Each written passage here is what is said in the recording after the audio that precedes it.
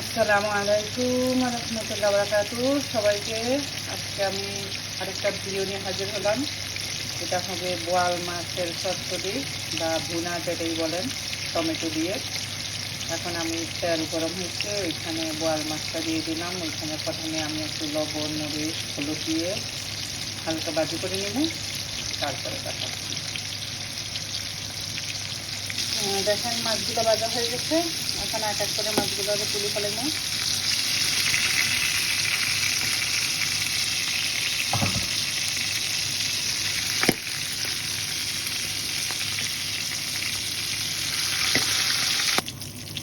মাছগুলো উঠে ফেলেছি,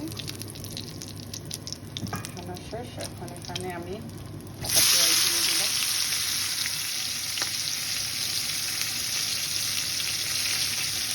পেঁয়াজ কাঁচামরিচ দিয়ে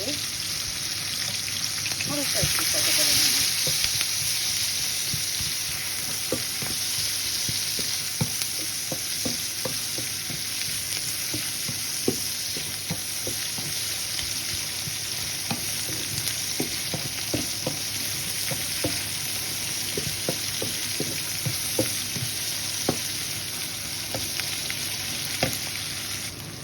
দেখেন পেঁয়াজটা মোটামুটি সতে হয়ে গেছে।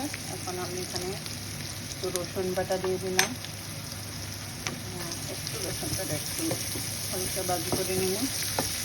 মাছে অবশ্য বেশি রসুন লাগে না, বেশি রসুন দিলে মাছের টেস্টটা নষ্ট হয়ে যায়। সেই জন্য আপনি দেখে শুনে রসুনটা দিবেন।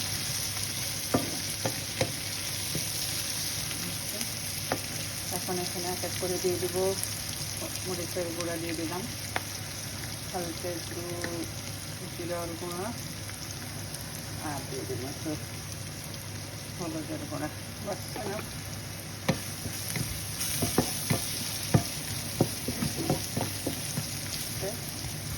এখন আমি দিয়ে দিলাম একটা টমেটো দিয়ে দিলাম। একটু পানি দিয়ে এটাকে ডোজ করে নেব। পানি দিয়ে দেবো,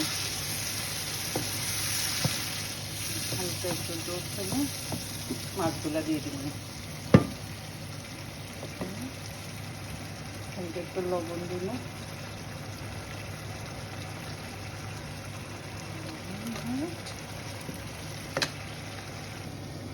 দেখেন আমার পেঁয়াজ মশলার জোর হয়ে গেছে। তখন দেখবেন তেলগুলো উপরে দিয়ে আছে, তখন মনে করবেন যে জোর হয়ে গেছে।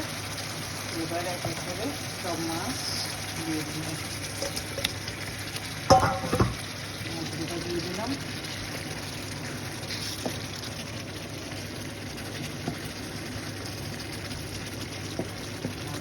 আমি আর পানি দেবো না, আস্তে আসবেন। এটা হতে থাকো, ফাইনাল লোক আপনাদেরকে দেখায়, মানে সাথেই থাকেন।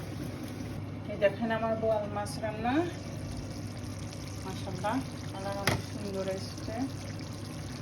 এখন এখানে দিয়ে দেব ধনিয়া পাতা। চচ্চড়ির ভিতরে ধনিয়া পাতা না দিলে চচ্চড়ির মজাই হয় না, বুঝছেন? তাই ধনিয়া পাতা তো দিতেই হবে আপনাকে। ধনিয়া পাতা দিয়ে দিলাম, ডাইরেক্ট হোক 2 মিনিটের মতো এটা হতে থাকুক। তারপর আমার এটা ডান, আজকের জন্য রান্না শেষ। রান্না শেষ হলে কী হবে, মেয়েদের আরেকটা কাজ থাকে বরাবরের মতো, সেটা হলো দেখেন এখন আমাদের দেখেন সিঙ্কে কতগুলি ময়লা জমছে। বাইরে রান্না তো বড় কথা না, বড় কথা হয়েছে এই যেগুলো ওয়াশ করা। দেখেন কতগুলি জিনিস ওয়াশ করতে হবে। আজকের মতো ভালো থাকেন, পরবর্তী ভিডিও নিয়ে আবার আসমনি। আল্লাহ হাফেজ।